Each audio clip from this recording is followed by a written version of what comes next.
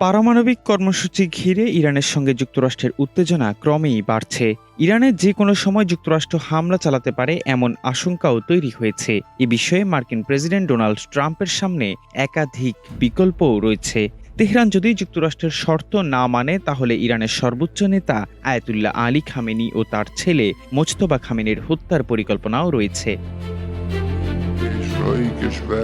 ইরানের সর্বোচ্চ নেতা আয়াতুল্লাহ আলী খামেনি সম্ভাব্য মার্কিন বা ইসরায়েলি হামলায় নিহত হলে কিভাবে রাষ্ট্র পরিচালিত হবে তা নিয়ে নিজেই নির্দেশনা দিয়েছেন। নিজের ঘনিষ্ঠ সহযোগীদের এ বিষয়ে নির্দেশনা দিয়েছেন তিনি। রোববার নিউ ইয়র্ক টাইমসের বরাতে টাইমস অব ইসরায়েলের এক প্রতিবেদনে এমন তথ্য জানানো হয়।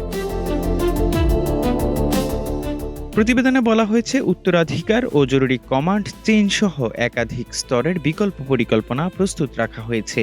গত মাসে দেশজুড়ে বিক্ষোভ এবং যুক্তরাষ্ট্রের সামরিক হুমকি বৃদ্ধির প্রেক্ষাপটে খামেনি তার দীর্ঘদিনের ঘনিষ্ঠ ও সাবেক বিপ্লবী গার্ড কমান্ডার আলী লাজরানিকে কেন্দ্রীয় শাসন ব্যবস্থায় গুরুত্বপূর্ণ ভূমিকায় নিয়ে আসেন।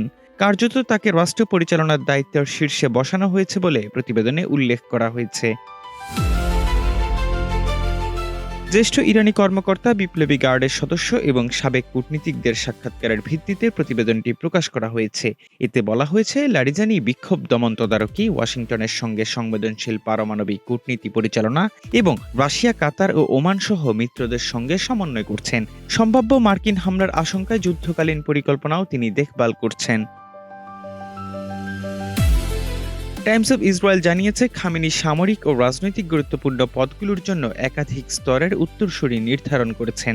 যোগাযোগ বিচ্ছিন্ন হয়ে গেলে বা তিনি নিহত হলে যাতে সিদ্ধান্ত গ্রহণে ব্যাঘাত না ঘটে সেজন্য একটি ঘনিষ্ঠ অভ্যন্তরীণ চক্রকে ক্ষমতা অর্পণ করেছেন। প্রতিবেদনে বলা হয়েছে, যদিও লারিজানিকে সর্বোচ্চ নেতার সম্ভাব্য উত্তরসূরি হিসেবে দেখা হচ্ছে না, তবু তাকে খামেনির অন্যতম বিশ্বস্ত সংকট পরিচালক হিসেবে বিবেচনা করা হচ্ছে।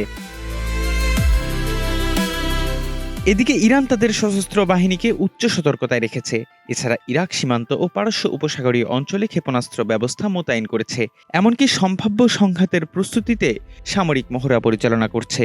যে কোনো হামলার জবাব শক্তিশালীভাবে দেয়া হবে বলেও হুঁশিয়ারি দিয়েছেন খামেনি।